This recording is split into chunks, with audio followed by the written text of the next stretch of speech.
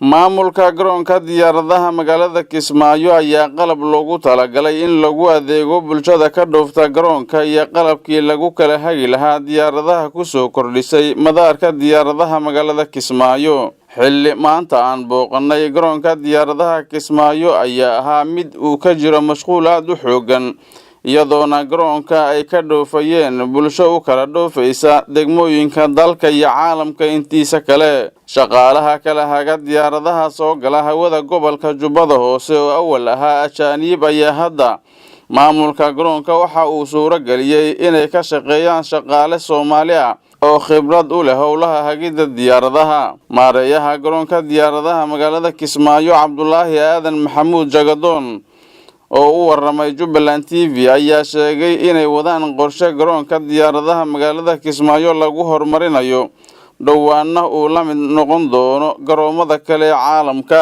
waxaan isbedel badan ku sameynay habka shaqaalaha kala duwan ee laamaha garoonka ay u shaqeynayaan iyo guud ahaan si loo horumariyo adeega aan u hayno garoonka.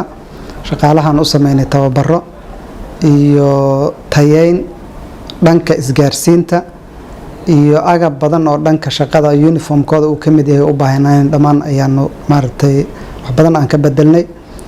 taana waxay kamid tahay dardargelinta qorshaha maartay aan rabno in la hormariyo guud ahaan adeega aan u hayno shacabka passengerka iyo dhammaan duulimaadyada ama shirkadaha ee garoonka diyaaradaha Kismaayo.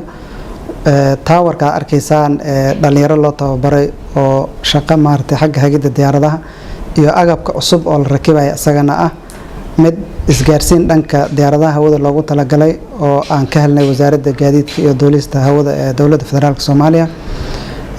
sidoo kale agab badan oo aan dalbanay ayaan sugeynaa.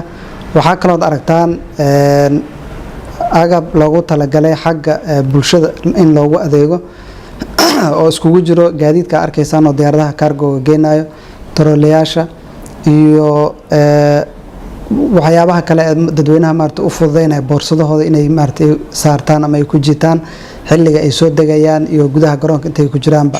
agab noociisa kala duwan oo dhammaan garoomada adduunka nidaamka standardka ah. taa marka waxay ku tusaysaa garoonka in maartay dardargelin ballaaran sidii adeegiisa guud ahaanba uu u noqon lahaa mid la jaan qaada standardka